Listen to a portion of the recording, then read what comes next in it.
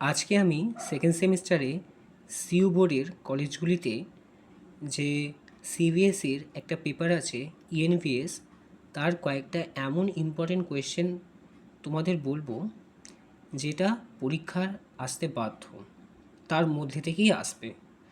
তো চলো দেখে নিই কী কী আছে। প্রথম কোয়েশ্চেন আছে, দেখাচ্ছি। বলছে ধস কাকে বলে? ধস নিয়ন্ত্রণের উপায়। ঠিক আছে, আচ্ছা। তারপরে পরিবেশের ওপর খরার প্রভাব। ঠিক আছে। ম্যালথাসের জনসংখ্যা তত্ত্ব। পরিবেশ নারীবাদ কি? নারী ও পরিবেশের মধ্যে সম্পর্ক। বন্যা নিয়ন্ত্রণের পদক্ষেপ। আর ভারতে বন্যা প্রকোপ অঞ্চলগুলি কোনগুলি? এই কোয়েশ্চেনটা কিন্তু খুব ইম্পর্টেন্ট।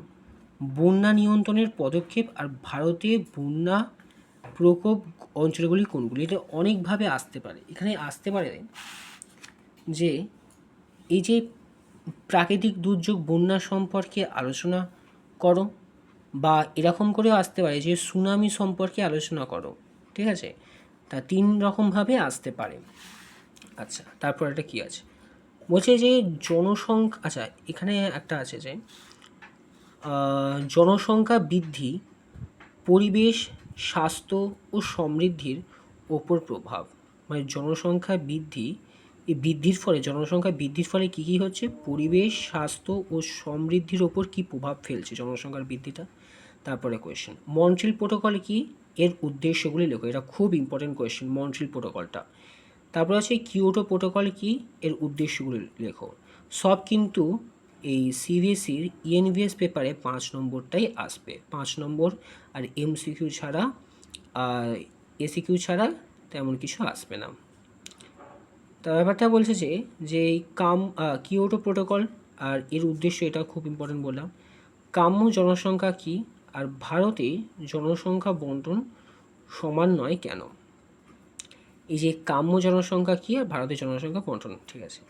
তারপরে বলছে পরিবেশের ওপর পশুপালন ও কৃষিকাজের প্রভাব কী? পরিবেশের ওপর পশুপালন ও কৃষিকাজের প্রভাব। পরিবেশ আইন বলতে কী বোঝো? আর পরিবেশ আইনের উদ্দেশ্য ও প্রয়োজনীয়তা কী? পরিবেশ আইন বলতে কী বোঝো? আর পরিবেশ আইনের উদ্দেশ্য প্রয়োজনীয়তা কী? ঠিক আছে, আচ্ছা। ব্যাপারটা তারপরে বলছে যে এই যে পরিবেশ সংরক্ষণ আইন 1986 সালের টিকা লেখো। এটাও 5 নম্বর, এটাও ইম্পর্টেন্ট আছে। পরিবেশ সংরক্ষণ আইন 1986 সালের টিকা। তারপরে বলছে যে এই যে চিপ্কো আন্দোলন সম্পর্কে টিকা লেখো। পরিবেশ আন্দোলন কাকে বলে? ভারতে পরিবেশ আন্দোলনের ব্যাপারে কী ধরনের পদক্ষেপ নেওয়া হয়েছে? আর এর সাথে একটা আসতে পারে যে গ্রিন পিস। এটা কিন্তু একটা ভালো করে দেখো নম্বর বিভাজনটা 1+2+2। এই সব কোয়েশ্চেন কিন্তু আমি সালের কোয়েশ্চেন, যতগুলো সালের কোয়েশ্চেন আছে সেই সালের কোয়েশ্চেন ফলো করে তৈরি করেছি। তাই এখানে বলছে পরিবেশ আন্দোলন কি? এটা 1 নম্বর। ভারতে পরিবেশ আন্দোলনের ব্যাপারে কী ধরনের পদক্ষেপ নেওয়া হয়েছে? এটা 2 নম্বর। আর গ্রিন পিস কি? এটা 2 নম্বর। তাহলে 1, 2+2, 5 হয়ে গেল।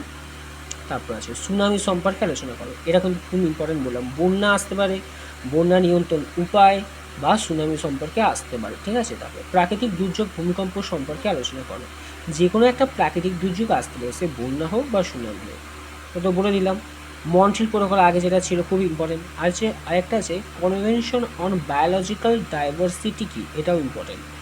পরিবেশগত শিক্ষার শ্রেণীবিভাগ সংক্ষেপে আলোচনা করো। পরিবেশগত শিক্ষার শ্রেণীবিভাগ সংক্ষেপে আলোচনা করো।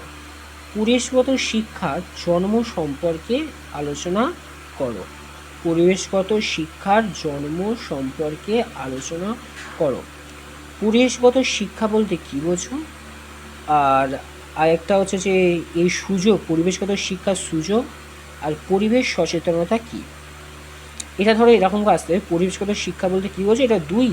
আর 3 আসতে পারে, সুযোগ আর পরিবেশ সচেতনতা কী? 2+3 5। আচ্ছা, এটা কিন্তু এবারে খুব ইম্পর্টেন্ট কোয়েশ্চেন। যেহেতু রিসেন্টলি কোভিড-19 হয়েছে, করোনা ভাইরাস একটা হয়েছে, আমরা প্যান্ডেমিকের মধ্যে দিয়ে গিয়েছি, তাই এই কোয়েশ্চেনটা এবারে কিন্তু ইম্পর্টেন্ট আছে।